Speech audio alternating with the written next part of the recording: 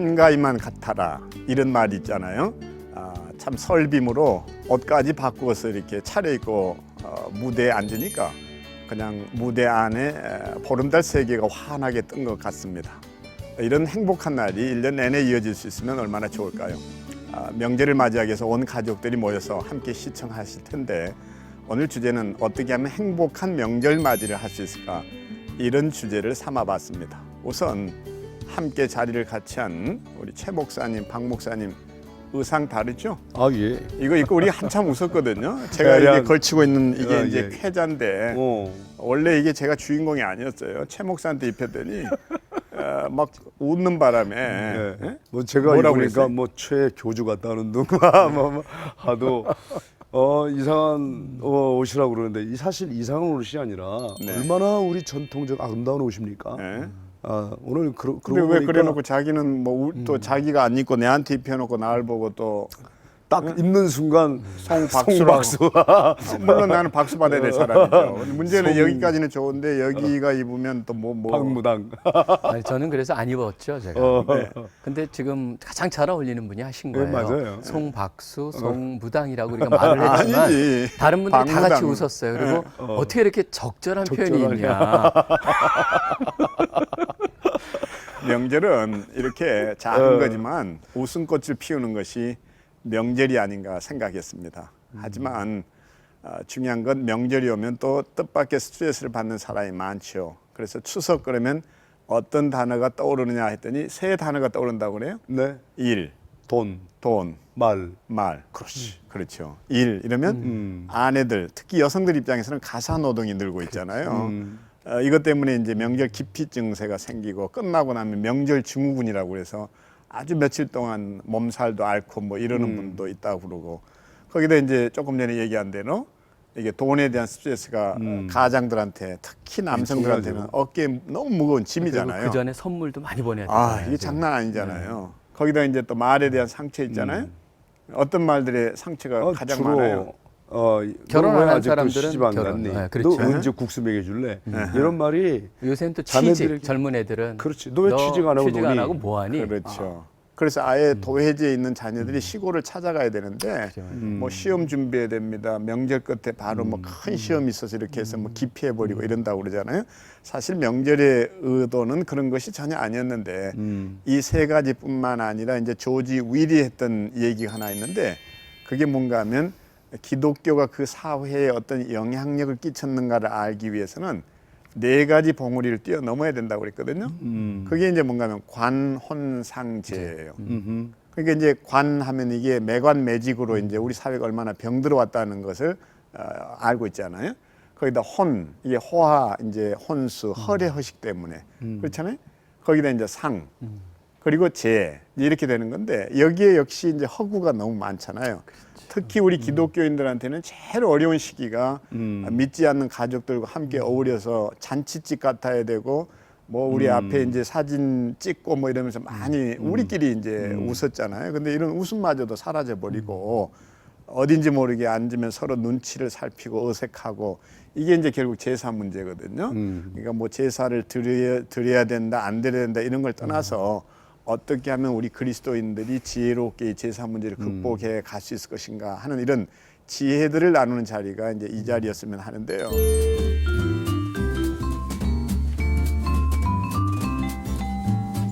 제사 그러면 뭐 떠오르는 추억이라든지 아픈 사연이라든지 뭐 이런 거 혹시 없으신지? 그러니까 저는 아버지 어머니가 다 실향민이다 보니까 제사가 없었어요.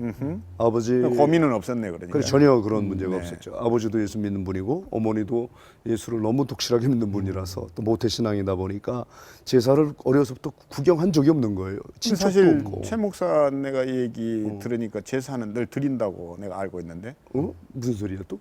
순종의 제사, 찬미의 제사. 아니 근데 오늘 제사는 그런 제사 그러니까. 말고 그래서 한 얘기인데 그래서. 그 영어 정의를 먼저 한번 좀 하시면 좋을 것 같아. 뭐 어떤 그러니까 어떤 제사 제사가 이랬을 때 뭐야. 우리가 말하고 그러니까 또 다루려고 하는 우리가 주제가 말하는 뭐냐면 주제는 저같이 네. 대학교 1학년 때 예수 예수님 믿은. 처음 만났기 때문에 그 전까지 아무 생각 없이 해왔던 바로 그 제사, 조상을 향해서 거기서 길 같은 데 맞춰놓고 하고 추석 때 상 차려놓고 그곳에 앞에서 절하고 네. 그다음에 그 우리 조상들한테 와서 드시고 가시라고 그런 다음에 남는 음식 먹었는 그런 제사죠. 그런 제사를 저는 사실 대학교 1학년 때 만났고 예수님을 만났고 그러다 보니까 어렸을 때부터 해왔던 것 거기에 그냥 자연스럽게 참여했었어요. 왜냐하면 그 선교단체 학생 선교단체에서 제가 예수님을 만났고 자라다 보니까 그곳에서는 제사에 대한 얘기가 나올 그 계제도 없었고 네. 그런 것들이 이슈가 아니었죠.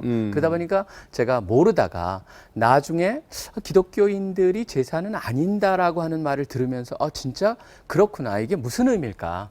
저도 무심코 참여하면서 서서히 부담을 느끼게 되고 그래서 마치 추가 반대로 가듯이 거기에 대해서 회피하고 기피하고 그것을 멀리하는 그렇기 때문에 그것에서 떨어지고자 하는 분리하고자 하는 그런 마음이 있었는데 최근에 다시 한번 또 기회가 돼서 우리 제사에 대해서 생각해 보게 되고 그러면서 제자리를 찾아가는 그런 과정에 있는 것 같습니다. 네, 이제 저는 우리 집안은 그렇게 제사로 구경을 못하다가 늘 찬양의 제사, 순종의 제사는 보다가 그야말로 이제 조상들 기일에 제사를 드리는 가족이 있었는데 우리 누님이었어요. 제가 이제 장남이자 막내인데 위로 두 누님이 있는데 한 분은 목사님 사모님이 됐으니까 제사 관이연이 없지만 한 분은 예수 믿지 않는 집으로 시집을 간 거예요. 근데 우리 누님이 예수 믿지 않는 곳에 시집 가서 30년 동안 모든 사람을 예수 믿게 만들었어. 그 30년 동안 얼마나 처절한 아픔이 있었는가를 전 잘 들어서 알아요. 근데 누님이 처음부터 나는 전도사 딸이고 나는 기독교 집안이기 때문에 도저히 나는 못합니다 라고 한 게 아니라 가기 참여를 했다는 거예요. 음식 다 만들어주고 가서 절만 안 할 뿐이고 내가 이 그 집에 시집이 왔는데 다 알고 왔는데 믿지 않는 집이라는 걸 알면서 난 음식을 만들어 줬다는 거예요. 그리고 거기 다 순서하고 단지 거기에서 제사만 드리는 것을 나는 절은 안 했다는 그렇게 했다. 그러니까 나름의 그게 이제 네. 극복한 사례가 그렇죠. 되겠는데 실제로 주변에 이제 상담을 통해서든지 뭐 여러 경우의 얘기를 들으면 이게 명절 스트레스 중에 스트레스가 이제 뭔가 하면 제사 드리는 것에 대한 거거든요. 근데 그 아주 아픈 사례 가운데 하나는 실제로 칼부림까지 한다는 거예요. 왜 너 부모님이 우리를 어떻게 키웠는데 그렇지. 너 뭐 기독교 믿는다더니 이렇게 불효 자식이 있을 수 있냐? 왜 제사 안 하냐? 뭐 이렇게 해서 이제 싸우고 뭐 이렇게 해서 나중에는 결국 칼까지 들게 되고 그 효의 문제로 네. 그 연결을 시켜가면서 그렇죠. 우리 기독교가 네. 불교의 종교가 아니잖아요. 그럼요. 10계명에 내 부모를 공경하라. 공경하라. 가장 네, 이거 정말 약속 있는 첫 번째 계명인데 이런 부분들에 대해서 다종교 신자들이 잘 이해를 못 하시는 것 같아요. 그러니까 그거를 갖다 제사에 참여하지 않는 것 자체를 가지고 이분들은 불효라고 하는 거기다 이렇게 공식화돼서 그 눈으로 바라보다 보니까 그렇게 되는데 실질적으로 효에 대한 것을 갖다가 기독교는 살아계신 부모님을 향해서 말하는 그 효. 그것이 바로 진정한 효.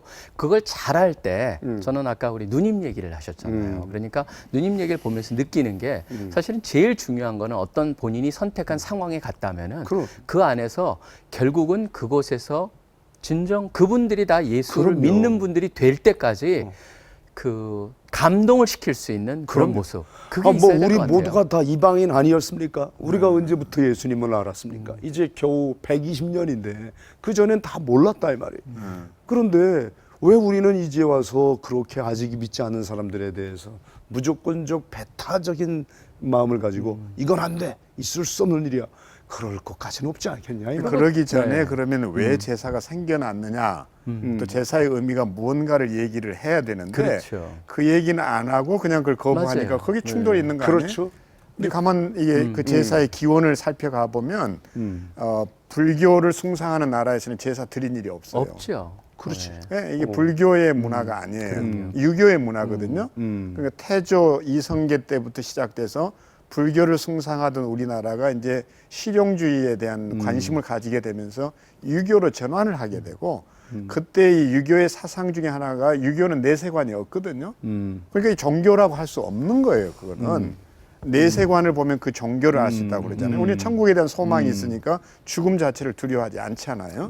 근데 유교의 내세관이 뭔가 하니 이제 이거예요. 혼과 백이 있다는 거예요. 그 백은 땅으로 묻히는 거고 혼은 이제 공중에 떠돌아 다닌다는 거거든요.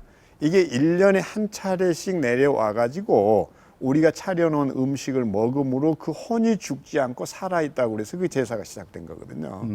그러니까 실제로 이제 그 제사상을 차리는 게 뭐예요? 그 혼이 그것을 먹을 거라는 생각 아니에요? 그렇죠. 그런 생각이 있죠. 네. 그러니까 가만 보면 제사를 드리는데 그게 뭔지도 모르고 드리는 가정들이 방금 말한 효의 문제로 연결을 해버린다는 거죠. 그 손보 교수님 같은 복음주의자도 이런 말씀을 하셨어요. 기독교의 성탄절 자체가 처음부터 기독교에서부터 출발한 게 아니라 당시 그 태양신 숭배, 그렇죠? 태양신 숭배에서부터 네, 네. 그게 기독교화 됐잖아요. 그야말로 성화 과정을 거쳤어요.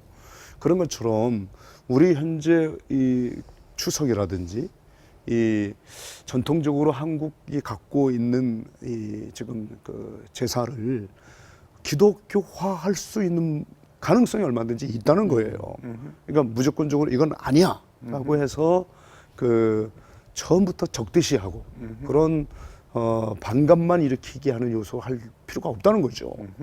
좀 그런 점에서 우리가 좀 많이 지금 다시 한번 재고해야 할 이 부분에 대해서 신학적인 작업을 해야 되고 또 우리 기독교 가정의례 준칙을 새로 좀 만들어서 좀 이 부분에 대해서 너무 가족 구성원 사이 안에서 첨예한 대결로 비극적 상황이 생기지 않도록 교회는 교회대로 그리고 또 믿지 않는 사람들에게 굉장히 좀 우리가 좀 한 걸음 가까이 다가서는 그런 시도가 필요하다고 봅니다. 네, 저는 참 중요하다고 생각을 합니다. 네. 뭐냐면 어떤 면에서 그러냐면 우리 기독교가 뭔가를 반대만 하고 이 거부만 하는 쪽으로 우리가 비춰지는 것은 참 지혜가 없다고 생각을 합니다. 그러니까 기독교인들이 우리는 저런 거에 참여하지 않겠다. 우리는 그걸 우상숭배라고 생각한다라고 하는 그런 말을 하기보다는 오히려 대안을 가지고 제시하고 새로운 조금 더 설득력 있는 방법으로 접근할 수 있는 거. 그게 사실은 손 박사님이, 손 그렇죠. 교수님이 제안하시고자 하는 것이죠. 제사를 무조건 참여하지 않고 거부하고 우상숭배라고 해가지고 카테고리에 집어넣고 공격하는 것보다는 추모 예배 같은 거라든가 뭔가 다른 형태로 해가지고 그것을 그 안에 있는 정신과 뜻을 담아서 그렇지. 우리가 대안을 제시하면서 그걸 만들어가면은 네. 또 다른 모습이 되지 않겠느냐라는 것이죠. 저한테 좋은 사례가 하나 있어요. 있어요? 그러니까 이제 저희 아버님은 둘째고 큰 아버님이 따로 계신단 말이죠. 그러니까 큰 댁에서는 또 제사를 다 드렸어요. 우리 집에서는 일체 그런 행위가 없었죠. 더더군다나 이제 우리는 다 예수를 먼저 믿었고, 물론 큰 댁의 형수님은 예수를 믿었지만 또 형제들이 다 믿는 상황은 아니었고, 그러다 보니까 명절이 돼도 가족들끼리 함께 어울리는 것들이 어색하기만 하고, 아예 이제 그런 때 발길을 끊지요. 그럼 그대로 이제 뭐 큰 댁에서는 많이 서운했겠죠. 그러던 어느 날, 이건 이러면 안 되겠다라는 생각이 들어서 실제로 이제 큰 댁에를 제가 갔어요. 갔는데 저희 큰 형님부터 시작해서 너무 많이 놀라신 거예요. 전혀 기대를 안 했다가 이 동생이 목사라는 신분에도 불구하고 이제 와준 것에 대해서 먼저 고마움이 있었던 거예요. 자기들을 그래도 인정했다는 거거든요. 그러니까 자연히 온 것만 가지고도 이제 고맙고 거기서 저한테 무슨 강요할 일도 아니잖아요. 뭐 절을 해야 된다든지 이런 거 일체 참견 안 했고 또 끼어들지도 못하게 했고 뭐 그냥 형님이 너는 그냥 거기 있거라. 그리고 이제 끝나고 나서 식사하는 데만 참여하면 되는 그런 분위기였거든요. 중요한 것은 이렇게 우리하고는 전혀 종자가 다르다. 또 완전히 DNA가 다르다. 뭐 등등 이런 것으로 해서 그냥 싹둑 무시해버리지 않고 뭔가 그들에게 우리의 마음이 어떻다라는 것만 보여주는 것으로도 뭔가 우리는 좋은 계기를 만들 수 있다는 생각이 들거든요. 그냥 끝나고 나서 내가 농담 삼아 그랬었어요. 우리 형님이 술잔을 이렇게 들더니 막 돌리더라고요. 그리고 또 저를 이렇게 이제 삼배라고 해서 이제 하고 그리고 수저를 이제 탁 떠가지고 그 밥그릇에다 찔러요. 그리고 이제 국그릇에다 이제 딱 올리고 뭐 이렇게 하시더라고. 그러고는 또 이제 가족들이 나머지 형제들이 또 다 절하고 있는데 물끄러미 쳐다보고 있는데 너무 웃음이 나오는 거예요. 저런다고 드시고 가실까? 네? 그 다 끝나고 나서 형님 밥이 줄어들었습니까? 그랬더니 우리 형님이 막 웃으시더라고요. 별게 아닌데 그 한마디가 그 뭔가를 생각하게 했던 거라고 저는 믿어요. 그러고 제가 오히려 그 자리에서 분위기를 깨려고 하지 않고 밥을 먹고 하는 자리에서는 뭐 농담도 하고 이제 열심히 참여했죠. 그리고 큰아버지에게 다가가서 큰아버지, 우리 다음부터는 이거 다른 방법을 하면 안 될까요? 그게 좀 재롱을 떨었어요. 그랬더니 좋은 방법 있냐? 제 큰아버님은 뜻밖의 이 얘기를 하시는데요. 좋은 방법 있냐? 그래서 그러면 그 자리에서 또 이래야 됩니다. 이게 아니고 제가 형님하고 의논할게요. 그렇게 하고서 큰아버지 그러면 우리가 형제들이 의논하면 그 동의해 주시는 거죠. 저는 큰아버지가 제일 문제라고 생각했거든요. 그랬더니 알았다 이러시더라고요. 그러면 큰아버지 손 내미세요. 그 손을 내미는데 제가 도장을 땅땅땅 찍듯이 이랬거든요. 그러니까 옆에 계시던 우리 큰어머니가 막 박수를 치고 좋아라 해서 그때부터 그게 무너진 거예요. 저는 의외로 우리가 형제애가 무엇이고 우리 가문을 소중히 여기고 있는 마음이 서로 먼저 전달이 되면 무시당하지 않았다는 것 때문에 뭔가 다른 생각을 할 수 있는데 이걸 깡그리 무시하니까 자존심도 상하고 쟤는 별종이다 뭐 등등 이래서 결국 욕을 얻어먹고 오히려 전도를 막고 있는 거죠. 네, 이럴 수가 있지 않을까. 네. 예, 정말 복음의 문을 현저히 막는 일입니다. 그렇게 되면 상대방에 대한 신뢰, 존경이 있어도 지금 그게 복음이 전해질까? 이게 참 굉장히 난감한 집안들이 많은데 네. 그렇게 아예 상대방에 대한 인격적 무시라고까지 이렇게 생각하면 누가 마음을 엽니까? 그게 초점이거든요. 무시당했다는 거. 예. 무시당했다는. 네. 그리고 인정받기를 원하는데 믿지 않는 네. 한 분이 믿는 그 며느리에게 한 말이 잊혀지지가 않아요. 네. 그 말이 뭐냐면 야 너희들은 어떻게 이럴 수가 있냐라고 하면서 한마디를 하시더래. 아, 나라는 없어져도 가족은 존재했다는 거예요. 한 나라의 흥망성쇠 우리 역사에서 보지 않았습니까? 나라는 없어지고 종교는 쇠하고 다시 흥하고 망하고 다시 일어나들지라도 가족은 영원했다. 어떻게 가족을 너희들은 이렇게 여기냐. 이제 그런 얘기를 믿지 않는 사람으로서는 충분히 할 수 있는 얘기예요. 그러니까 이제 그러면 아, 네, 정말 가족의 중요성을 우리가 한 가족인데 하면서 그분들이 그 가족에 대한 형제우에 대한 나도 당신의 한 가족으로서 형제로서 이런 신뢰심을 줬더라면 이렇게까지는 하지 않았을 거야. 그러니까 왜 칼부림이 왜 나야 되냐고. 저는 그 그래. 성경에서 보기에 다니엘하고 그 세 친구들이 바벨론이라는 곳에 가서 어떻게 행했는가에 제사나 아니면 그 외에 우리 전통적으로 내려오는 그런 우리가 동의할 수 없는 그런 상황 속에서 어떻게 살아가야 되냐는 원칙이 나오는 것 같아요. 저는 세 가지 정도로 생각해 볼 수가 있는데 간단히 처음을 얘기하면요. 처음 거는 이 다니엘과 세 친구는 철저히 하나님하고 동행했다라는 거죠. 그다음에 두 번째 같은 경우에는 그런 이방 문화에 살았지만 그 주위에서 함께했던 사람들하고 관계를 너무 잘했다는 거예요. 그렇죠. 그러니까 옆에서 그 음식을 먹여 그렇죠. 관리하는 사람한테도 그렇지. 뭐라 그랬냐면 니네들이 그러다 여위면은 자기 책임이다. 그랬더니 10일만 달라. 그래가지고 하나님께서 그들한테 함께했기 때문에 은혜를 부으셔서 얼굴을 더 건강하게 만드셨다. 세 번째 거가 참 중요한 것 같아요. 뭐냐면 이 사람들이 3년을 갖다 훈련을 받잖아요. 3년 훈련을 다 받고 나서 뭐라고 나옵니까? 거기에 있는 모든 박수나 술객이나 그런 사람들보다도 10배가 더 지혜로웠다, 뛰어났다는 거예요. 저는 그것이 결국 그렇기 때문에 그런 상황 속에서도 이들이 타협은 하지 않았어요. 타협을 하지 않았기 때문에 결국은 그런 아주 어려운 일도 당한다는 거 우리가 다니엘서를 통해서 보듯이 궁극적으로 믿는 사람이 믿지 않는 집안에 갔을 때 그 안에서 어떻게 행하냐 되는가 참 보여주는데 저는 아까 그 누님 얘기가 참 동의를 해요. 최 목사님 그 누님 같이 진짜 열심히 다 해가지고 철저히 준비해주고 어떤 사람은 그런 생각을 하더라고요. 귀신한테 드리는 건데 내가 어떻게 이런 음식을 만드냐 부담스럽다. 사실 그런 말 성경에 보면 뭡니까? 귀신은 그렇거든요. 하나님은 한 분이거든요. 오히려 이것을 갖다 본인은 절을 안 하더라도 그걸 최선을 다해서 열심으로 만들어줬을 때 예. 저 동생이 감동을 받는 그리고 거죠. 그 얘기도 해줘야 돼요. 성서 신학자로서 이미 사도 바울이 말씀하셨잖아요. 그 당시에 시장에 나온 모든 그 물고기들은 이미 잡은 사람들이 제물로 제사를 드린 후 시장에 나온 거예요. 이걸 먹어도 되냐? 어떻게 이걸 먹냐라는 문제가 있을 때 걱정하지 말아라. 기도하는 것으로 다 깨끗해지느니라. 또 우리 베드로 사도에게도 환상을 보지 않습니까? 이 더러운 것들을, 이 각종 우글거리는 것들을 어떻게 먹으라고 합니까? 그런데 하늘에서 들려오는 음성은 베드로야 잡아먹으라. 아니 어떻게 이걸 먹으라고 합니까? 꼴도 못 보겠는 걸. 그런데 3번이나 들려오죠. 그때 우리 하나님의 음성은 베드로야 내가 깨끗하다 한 것을 내가 왜 속되다고 하느냐. 이방인들에게도 하나님의 구원의 역사가, 생명의 역사가 증거될 것을 그런 식으로 환상을 보여주셨잖아요. 네. 좀 이런 부분을 생각하면 이게 시장에 내다 판 건데, 내다 팔기 전에 제사 드린 음식인데 과연 이걸 먹을 수 있느냐 그러는데, 저는 어릴 때 삼각산 민족재단 우리 어머니 따라 기도 몇 번 갔거든요. 그때 내려오다 보면 바위에다가 음식을 차려놓고 간 사람들이 있어요. 고사떡 같은 거 뭐 딸랑딸랑 소리도 네. 가끔 지나가면 나오고. 그때 우리 그 믿음 좋은 신앙의 우리 선배들이 하나님 감사합니다 이렇게 배고픈데 이런 양식을 주셔서 그거 먹으면서 간 거 난 기억이 나요. 그러니까 지금 밥퍼는 그때부터 시작된 그치, 거죠.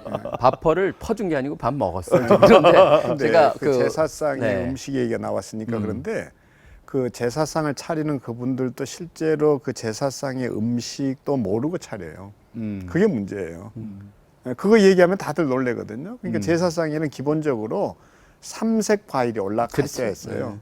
그게 대추, 밤, 감이거든요. 대추 아시잖아요.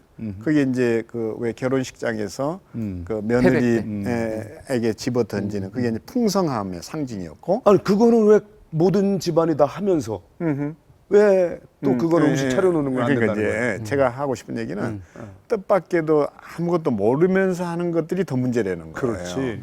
그래서 이를테면 밤은 또 재미난 게 이게 옛날 묘를 쓰고 거기에는 이제 밤나무를 심고 했잖아요. 그 이장을 해야 될 때 이제 그 나무도 같이 옮겨 심기 위해서 밤나무를 이게 이렇게 캐면요 밑에 그 씨밤은 그대로 죽지 않고 살아 있어요.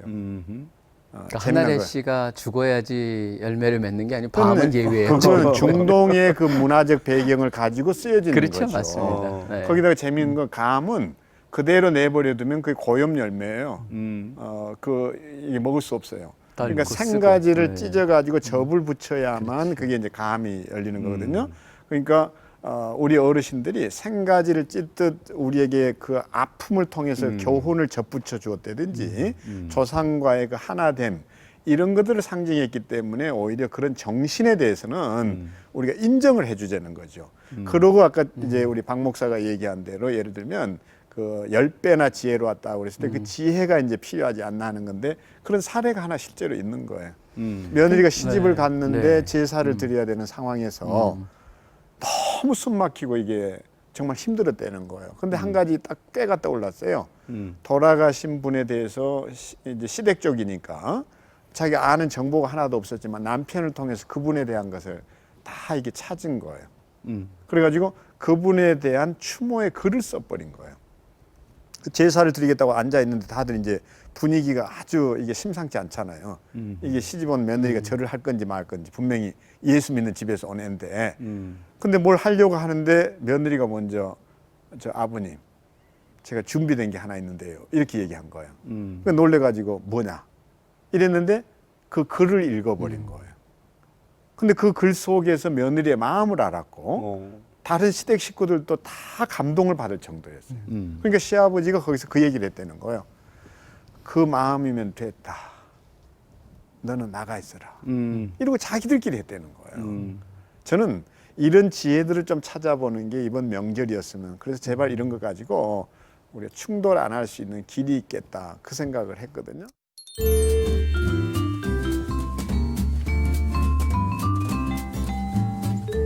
저는 아까 우리 그 최 목사님께서 네. 말씀하신 고린도전서 이제 8장에서 10장까지 사실 그 문제가 굉장히 복잡한 문제였어요. 그렇죠. 1세기에도 보면은 우상에 드렸던 제물을 어떻게 할 것이냐. 거냐. 그러면서 이제 사실은 신학적으로는 분명하죠. 하나님은 한 분이시고 그 먹거나 안 먹거나 별 상관없어요. 먹는 사람한테는. 그렇지만 중요한 건 바로 뭐냐면 기독교인을 향해서 갖고 있는 사람들의 의식이 있습니다. 그건 바로 뭐냐면 그 중에 기독교인들과는 신앙이 약한 사람들, 특별히 그런 문제에서 약한 분들은 누가 괜찮다고 먹었을 때 그때 이제 산에서 어떻더라. 내려오셨는 분이 그 분들은 다 강한 분들이라고 그렇지. 먹어도 되는 분들은 먹어도 그렇죠. 돼. 근데 그 중에 하나라도 저거 먹으면 큰일 나는데 라고 하는 생각을 갖고 있는 사람이 그걸 봤을 때는 굉장히 시험에 들 수가 있는 거죠.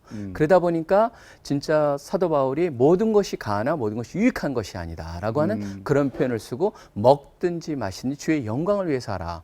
그렇기 때문에 저는 이걸 갖다가 딱 우리가 잣대로 거서 이건 이렇게 해야 된다 저렇게 해야 된다라는 것보다도 지혜라는 그 말과 같이 그때그때 다르게 탄력적으로 적용할 수 있는 것. 그렇지만 분명한 건 뭐냐면 궁극적으로 절을 하는 그 자체를 빼고 다른 것들은 굉장한 지혜, 그거를 뺀 상태에서 지혜롭게 우리가 대응하는 것이 참 필요하겠다. 그러는 그리고 것이죠. 저는 오히려 이런 얘기가 나오면 항상 강조했던 게 이거예요. 명절 때 온 몸으로 그것을 한꺼번에 받아들이지 말고 평소에 1년 그 명절을 제외한 시간에 가족 행사에 제발 좀 열심히 참여 좀 해라. 그렇죠. 그 집안에 무슨 문제가 있으면 더 먼저 구제하고 남 구제하기 전에 맞아요. 이렇게 해서 관계를 돈독히 만들어 놓고 나면 그 관계 속에서는 여타의 문제가 수용이 될 수 있거든요. 그러니까 평상시에 저도 네. 그걸 들으니까 딱 성경 구절 중에 하나가 떠오르는 게요. 네. 마가복음 7장에 보면 예수님께서 골반 얘기를 거기서 하세요. 네. 골반 얘기를 하면서 바로 앞에 나오는 게 부모를 공경하라라고 네. 하는 그 십계명 얘기를 하시면서 무슨 얘기냐면 너희가 전통을 갖다 가져와 가지고 계명을 갖다 어기는구나라고 하면서 그 부모를 섬겨야 되는데 그냥 골반 하나님께 드렸다.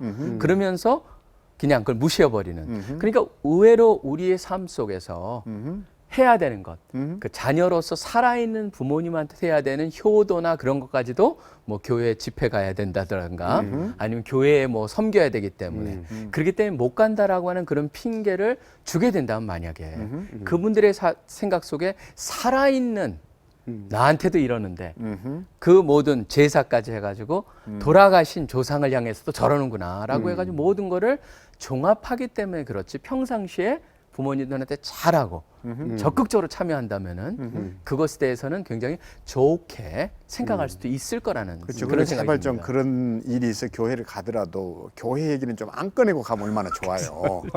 근데 거의 뭐 무슨 교회 집회 이번 특별 집회 그 왜 주일도 가고 너는 뭐도 빠고 하나도 안 빠지면서 집안 행사에는 빠지냐. 그렇게 볼 수 있어요. 이제 이게 이제 기독교에 대한 반감을 가지게 만들잖아요. 그래서 이제 그런 감정들이 쌓여 있다가 결정적으로 이제 명절 때 그런 행동을 하게 되면 그걸 못 참아서 이제 폭발시키는 그럼요. 거란 말이에요. 네. 단순히 명절 때 그 일만은 아니라고 봐주죠. 그렇죠. 네, 그동안 맞습니다. 쌓였던 감정의 문제가 네, 그렇죠. 있지 않나 이제 이런 그러니까 거죠. 이제 캄보디아라든지 뭐 이렇게 아예 불교 국가가 있지 않습니까?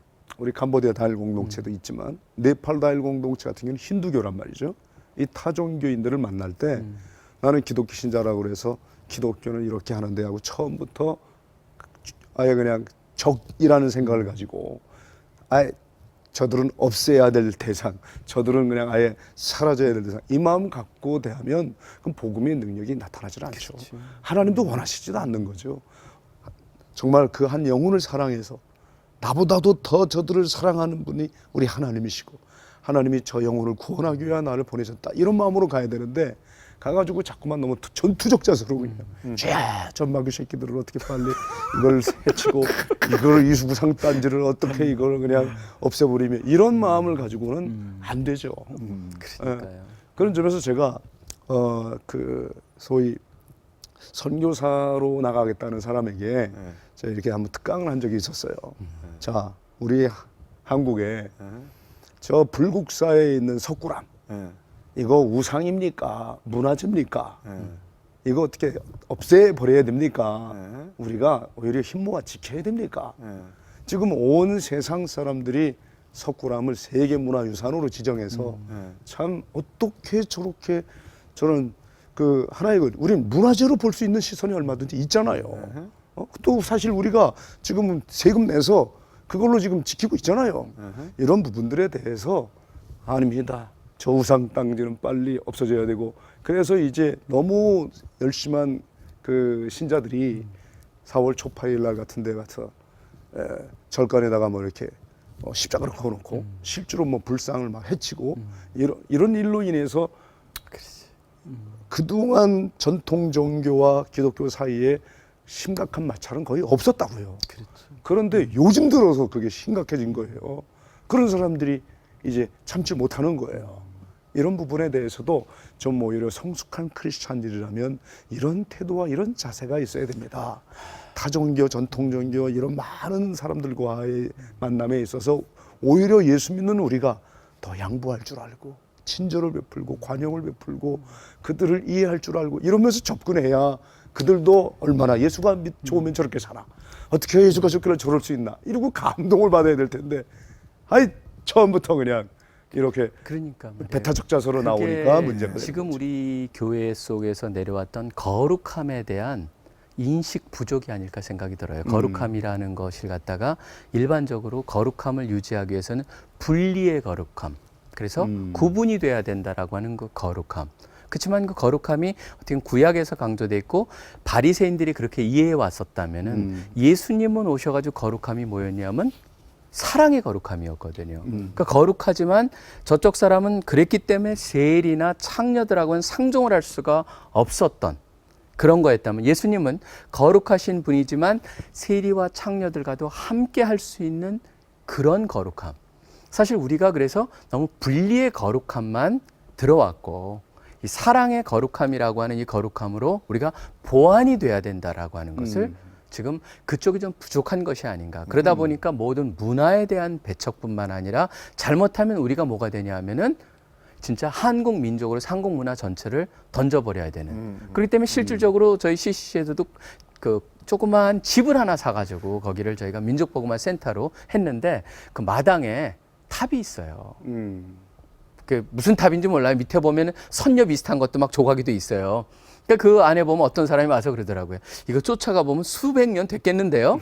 근데 어떤 사람이 딱 와서 하는 말이 웬 CCC 기독교 단체 안에 저기 탑이 세워져 있어요. 그래서요. 저거 옛날 사람이 옛날 주인이 놓고 간 거예요. 그런데 이쁘지 않나요? 그랬더니 그래도 뭔가 안 어울리는데요. 그래서 저는 괜찮은데요. 제가 보기에는 저 탑 보면 저 뒤에 인왕산까지 보이고 아주 탑과 인왕산이 잘 어울리는데요. 그렇게 얘기를 하거든요. 한국 교회에서 소망이 있다니까. 이렇게 우리 복음주의 선교단체 대표께서 이런 시각을 갖고 있다는 건 아주 참 놀라운 일이에요. 때려 부셔야 되는 거 아니야? 그래서 가끔 가다가 이 그 언중 6월이라.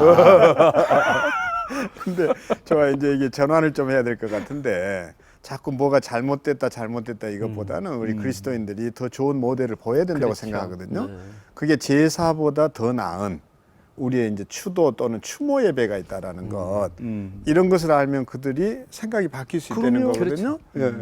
그래서 저는 오히려 이제 이쯤 해서 우리의 추모 예배를 드리고 싶어하는 가정들 또 사실 예배 드리는 것도 서툴고 어렵잖아요. 또 우리가 그들보다 더 나은 조상에 대한 우리의 마음과 생각을 표현할 수 있는 길이 없을까? 그런 좋은 모델이나 방법, 뭐 아이디어 이런 건 없으세요? 그러니까 추모 예배 같은 경우 네. 저는 고인을 기억하는 가족들이 살아있을 때까지만 하는 게 좋겠다고 생각해요. 나는 살아생전 본 적도 없고 누군지도 모르는데 우리 조상이니까 하고 무조건적 그 기일을 계속 이렇게 온 대대손손 해야 될 이유는 없고 그렇죠.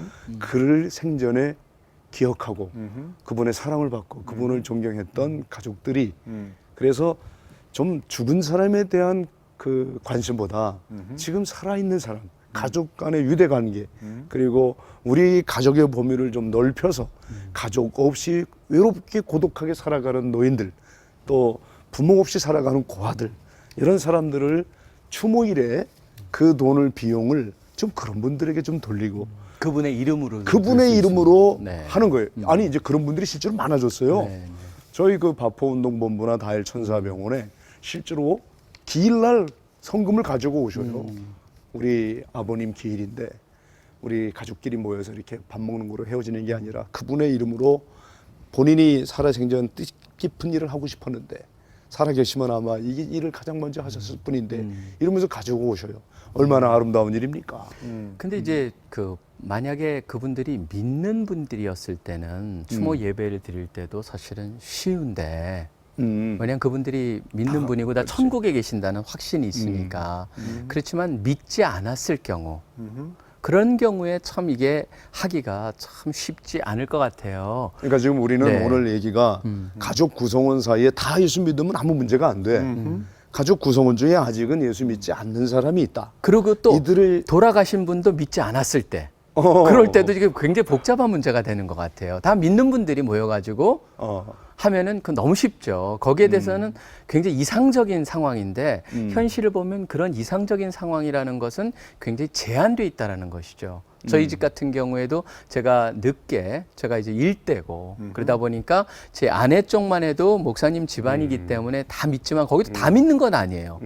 그렇지만 우리 쪽 같은 경우에도 안 믿는 분들이 계시고 그러는데 그런 가운데 우리 할아버지 교회라고 하는 것은 교회도 모르시는 분이고 그런 분들을 과연 어떻게 우리가 이렇게 연결을 시킬까? 사실 그게 가장 좀 쉽지 않은 영역 같아요. 그때 어떻게 해요? 그러니까 저희 같은 경우에는 사실 그냥 굉장히 기도를 하죠. 기도를 하는데 여러 가지 모르셨던 분, 그렇지만 모르셨지만 그 평생을 깨끗하게 사셨다는 그런 것들, 또 선하게 사셨고 좋은 일 많이 하셨다는 그런 분. 그렇지만 누구도 그런 분들한테 복음을 전할 기회가 안 주어졌기 때문에 그거는 하나님이 선하신 뜻 안에서 그분의 선하신 속성을 쫓아서 그분한테도 은혜를 베푸실 거라고 믿는다. 우리가 그렇게 기대하고 그분의 좋은 점들을 우리가 다음 세대에 잘 이렇게 전할 수 있고 우리 가슴 속에 새기자라고 하는 쪽으로 그렇게 펼쳐나가죠. 지금 네. 제가 이 표준 예식서 우리 가정의례 지침을 좀 들고 나왔거든요. 네. 총회에서 예식서 수정위원회가 이번에 계속 이제 다듬어 가면서 만들어 주신 거예요. 고인이 별세한 날 하는 것이 좋다. 추모 예배를. 그것도 시간과 장소는 꼭 이렇게 혼자 일방적으로 말하지 말고 가족과 합의하면 좋겠다. 그리고 추모일을 꼭 이제 평일날이면 좋지만 만약 주일날이다. 그랬을 경우는 어떡하냐. 그 전날 하든지 다음날 하든지 그것도 가족과 합의에 대한 얘기가 많이 나와요. 합의가 참 중요해요. 독선적인 것은 네. 좀 피하시면 좋겠다. 가족 구성원이 형제들 중에 절반은 예수 믿고 절반은 안 믿는다. 이랬을 때 무조건 따라와. 무슨 소리야. 이러지 말고 합의해서 그래요. 형님 생각엔 그러면 전날 하는 게 좋겠다는 말이죠. 그러면 그 전날이 따르고. 그런데 꼭 굳이 이 날이어야 된다. 이럴 것까지 없다는 거죠. 그리고 추모 예식은 어디까지나 고인의 자녀 생존시까지 하는 게 좋겠다가 이게 우리 기독교 가정의례 지침입니다. 그러니까 그리고 또 고인의 가까운 친척들이나 친지들에게 추모 예식이 있다는 것을 알려드리는 것까지 좋으나 직계손으로 하는 게 좋겠다. 이게 우리 지금 현재 이 사람 저 사람 부르지 마라. 그렇죠, 그거죠. 그렇죠. 네. 이런 일로 인해서 또 우리가 이제 식전으로 이렇게 우리 그 꾸며놓을 경우에 상의 위에는 사진을 놓을 수 있고 거기에 꽃으로 장식할 수 있다. 이 우리 기독교가 일단 추모 예배를 이렇게 드렸으면 좋겠다고 총회가 제시한 내용들이에요. 저는 이런 부분들하고 이렇게 믿지 않는 사람들에게 제시를 하면 이걸 제사라고 하는 거야 하고 막 거부할 것 같지가 않아요. 자, 합리적 대안이 여기 있습니다 하고 얘기해 볼 수 있지 않겠습니까? 근데 거기에 이제 그런 어떤 경제적인 문제라든지 또 여러 가지 순서에 대한 고려들이 있는데 저는 저런 내용도 참 중요하겠지만 더 필요한 게 있는데 마음의 문제라고 생각해요. 다시 말하면 거기에는 이제 형식 같은 거 절차를 얘기했는데 정말 필요한 가정 의례 준칙 중에 우리가 꼭 믿는 성도들한테 그 권해야 될 것 중에 하나가 있다면 예를 들어서 장례식 때 그 읽혀졌던 추모의 글 같은 거 있잖아요. 추도사라고 일반적으로. 그런데 그런 것들을 가족들이 돌아가면서 읽게 했다든지 이제 이런 경우는 굉장히 감동적이더라고요. 그때 그 감동을 다시 되새기는. 그러면 저희 경우는 이제 제 장인 어른 돌아가시고 장인 어른 이제 추모일이 됐을 때 아내나 아이들이 여기에 있지 않고 이제 다른 데 가 있었거든요. 근데 제가 아들한테 그걸 가르쳤었어요.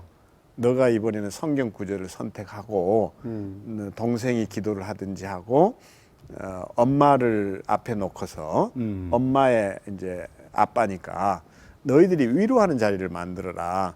그렇게 해서 이제 추모의 글을 제가 보내줬었거든요. 그때 읽혔던 추도사를. 그래서 가족들이 돌아가면서 읽게 하고 이제 이랬더니 아내가 받은 감동이 너무 컸다는 거예요. 그러니까 거기서 몇 가지 이제 제가 유추해서 좀 얘기해 볼 수 있는 것은 그 돌아가신 분을 우리 가족들이 기억을 하고 그 정신을 이어받겠다라는 그 마음가짐이 바로 그런 데서 고백이 되는 것이고, 꼭 그 추모하는 것을 어른 주도로 해야 될 건가, 아이들에게 맡겨보는 것도 굉장히 흥미있겠다. 근데 그 아이가 할아버지에 대한 추모 예배를 인도해야 되니까 부담을 느끼고 말씀을 찾고 이러는 가운데 다시 한번 그 뿌리를 좀 이렇게 헤아려 볼 수 있는 기회가 됐거든요.